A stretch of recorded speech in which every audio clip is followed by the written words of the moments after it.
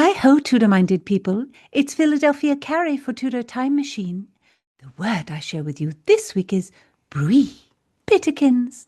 I, your dear time-travelling peeress, Lady Philadelphia Carrie, Baroness Bolton, have evaded the toothy bite of the law. My friends, I admit I have a weakness. Some may call it sinful. I see it only as a petite peccadillo. I adore chiromancy. Shh! 'Tis against the laws of the land to have one's palm perused.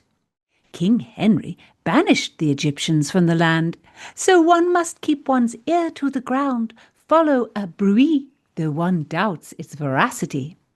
I heard a whispered bruit of such a tribe. I shall not say from whom, but the bruit might have originated from the lips of Master John Dee, my good Queen Elizabeth's astrologer and the great occultist.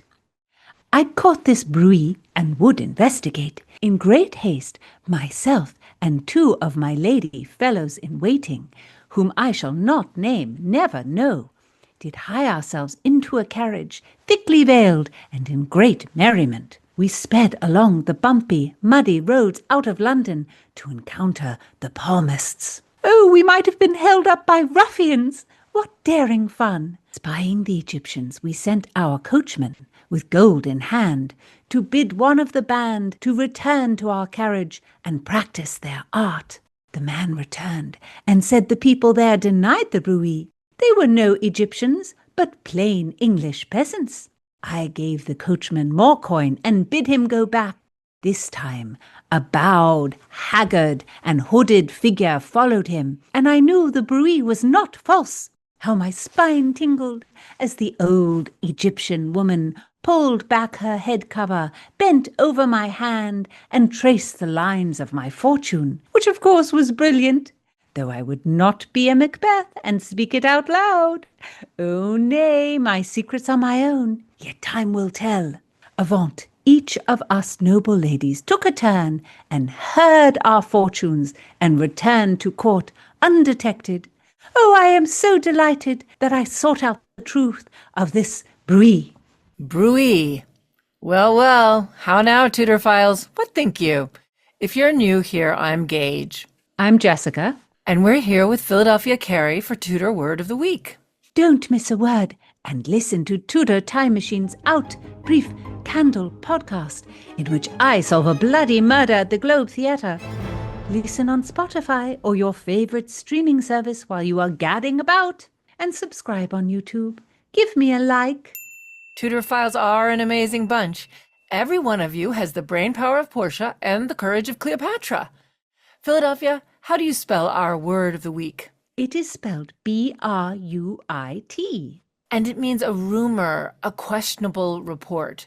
Philadelphia, you said the woman who read your palm was an Egyptian? Oh, indeed. I think that was a bit of a false bruit that was spread in Tudor times. I think so, too. I believe Philadelphia is referring to someone from the Romani people who probably came originally from India. The word gypsy, which is considered a pejorative, comes from this mistaken identification of the Romani people as coming from Egypt. In 1530, Henry VIII's Parliament passed an act to expel the Romani people.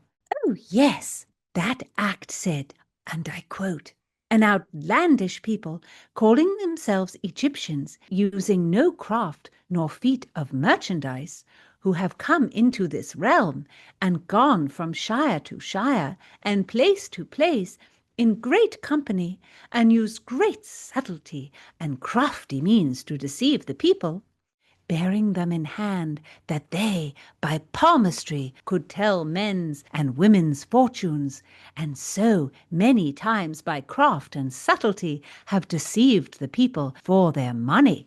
That is what the act said. But I do not feel deceived. Dear no, I feel sure the brilliant future predicted for me is certain. Wow, Henry VIII was just the worst. That is just a horrible xenophobic act. Is it? I don't know. Oh, it does me no harm. It's unfair and disgusting to exile people based on race, religion, beliefs. Oh, I suppose so. Though if I'm not exiled, why should I care? And other races and religions do have such strange and outlandish ways.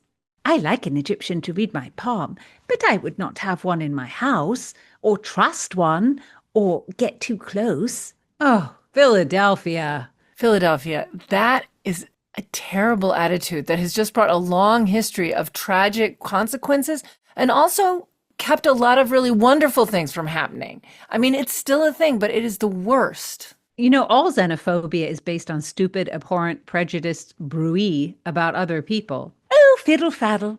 All that concerns me is that the Egyptian read my palm correctly and that the brilliant future foretold be no false bruit. Tudor Files, listen in next time. Oh, don't dither. Subscribe and give me a like.